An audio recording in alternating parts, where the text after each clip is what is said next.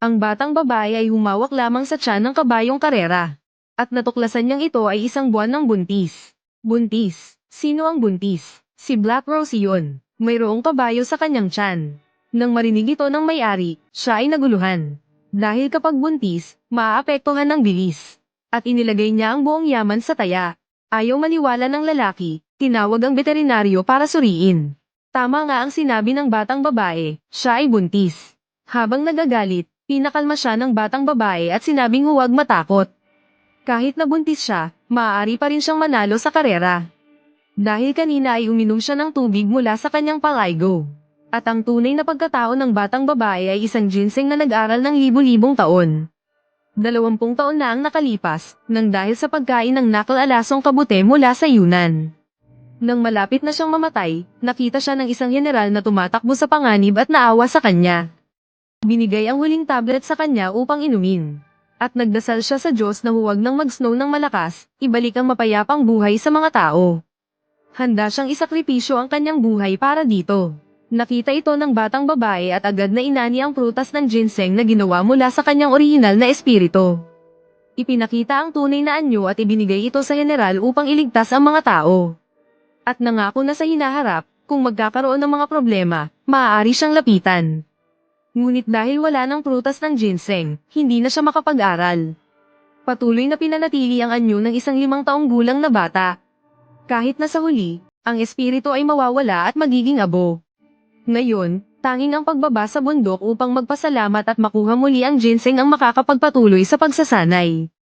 Kaagad pagkatapos, binigyan siya ng Diyos ng bundok ng pagkakataong pumasok sa katawan ng isang batang babae na iniwan ng kanyang pamilya sa ilalim ng bundok.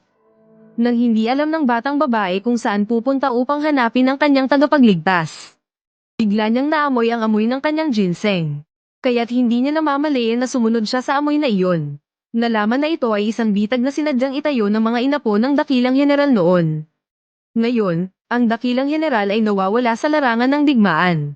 Muling nakain ng makamandag si Tusoai at nawalan ng malay.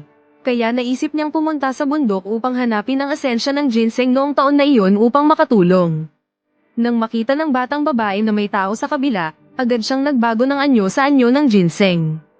Akala ni Segundo na ang esensya ng ginseng ay nagpakita ng kababalaghan. Kaya agad niyang dinala ang ginseng at utusan ang mga katulong na magluto ng sabaw para sa malaking kapatid. Nabalitaan na malapit na siyang mapaso, natakot ang batang babae. Agad siyang nagbalik sa kanyang anyo at tumakbo palayo. Sa huli, aksidenteng napunta siya sa kwarto ni Tusoai. Dahil magkapareho sila ng hitsura ng general noong panahong iyon. Na nagdulot sa kanya na isipin na siya ang tagapagligtas. Nakita ang itim na enerhiya na nakapaligid sa kanyang kapatid, mukhang hindi na siya makakaligtas. Tanging ang pag-inom ng ginseng na 1,000 taon na ang makakapagpagaling. Sinabi ni Ginoong Diyosa na pumunta si Shenshen upang magpasalamat. Ngunit hindi talaga siya maaring pakainin ng Shenshen. Kasi mamamatay si Shenshen. Sa puntong ito, nakita niya ang puting alak sa tabi.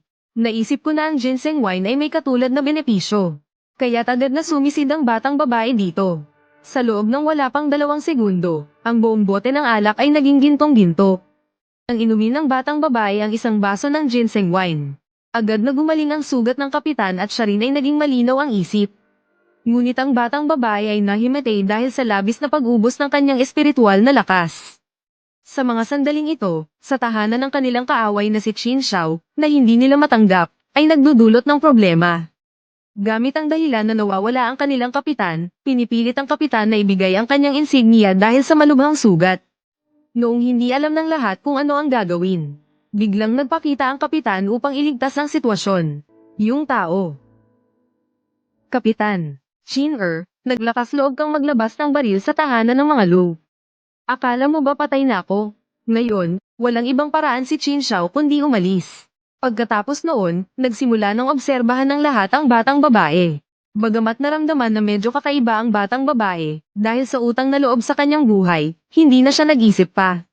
Nang tanungin kung ano ang nais niyang ipagpasalamat, bigla niyang sinabi na nais niya ng ginseng. Ngayon na naipagpasalamat na, kailangan na lang niyang kunin ang ginseng para makabalik na sa bundok at mag-aral muli. Nang marinig ito ng kapitan, nagdalawang isip siya dahil ang ginseng ay iniwan ng kanyang ama. Sa resulta, ang batang babae ay naguluhan. Nakaalam siya na nagpasalamat siya sa maling tao. Ito ay hindi ang taong nais niyang pasalamatan. Hindi, siya ang tatay ko. Ni Marshall Lu, nagkamali si Shen Shen sa pagbabalik ng utang. Kailangan nating mag-isip ng paraan para manatili dito. Agad na nagumpisang magpanggap ng kawawa ang bata. Sinasabing wala siyang matutuluyan, walang bahay na babalikan. Nakita ng general ang kawawang anyo na ito. Agad niyang pinasyahan na gawing anak ang bata. Sa hinaharap, dito na magiging bahay mo. Noong araw na iyon, biglang napansin ng batang babae na ang kabayo sa bahay ay kulang sa nutrisyon. Kaya't dinala niya ang tubig na pangbabad niya para ipainom dito. Ngunit pinigilan siya ng ikatlong binata. Dahil ang kabayong ito ay binili niya para sa karera. At sa pamamagitan ng kanyang espesyal na kakayahan, napansin ng batang babae na ang karera ng kabayo ni ikatlong tiyo ay nasa panganib. Kaya't hiniling din niyang sumama. Naniniwala si ikatlong tiyo na siya ay isang maswerteng bituin. Bago lumabas ng arena, pinayagan niyang hawakan ang likod ng kabayo. Akala niya, nang hawakan niya, sabi nito, buntis na ang kabayong ito. Kailangan kumain ng busog bago makapagpatakbo sa karera. Nang marinig ni Tio Tam, labis siyang nagulat. Dahil ang pagbubuntis ng kabayo ay makakaapekto sa bilis nito. Dapat niyang malaman na kung buntis ang kabayong ito, tiyak na hindi niya ito bibilhin. Ngunit, nang tawagan ng veterinaryo para suriin, sinabing totoong ang buntis. Sa oras na iyon, naintindihan ni Tio Tam na natrap siya ng pamilya Chin. At sa oras na ito, narinig din ni Xiao Shou na ang ikatlong kapatid ay muling nakikipagkarera. Natatakot na baka masira niya ang kanilang yaman kaya pumunta siya para tingnan. Nang magsimula ang pusta, sinabi ni Tio San na hayaan na lang si Xiao Shou na pumili ng iba para pusta. Yung kabayo na nagdadalang tao, wala kang tiwala dito. Ngunit pinapalakas niya ang loob nila at sinabing huwag matakot. Siguradong mananalo ang kabayo na ito sa karera. Basta uminom ka ng tubig na pangligo, makakatulong ito sa pagpapalakas ng iyong lakas ng 10 taon.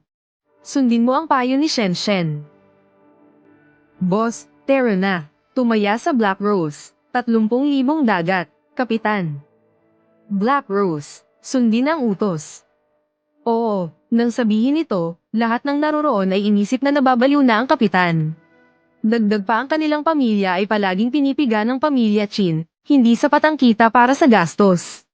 Kung matatalo ang 3,000 dagat na ito, tuluyan ng mababang karote. Sa tunog ng tambol, opisyal nang nagsimula ang karera. Ang ibang mga kabayo ay tumakbo na ng 10 metro.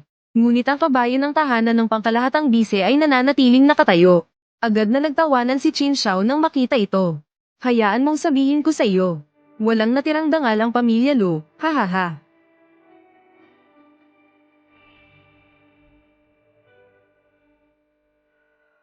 Kulang na General Black Rose, siya.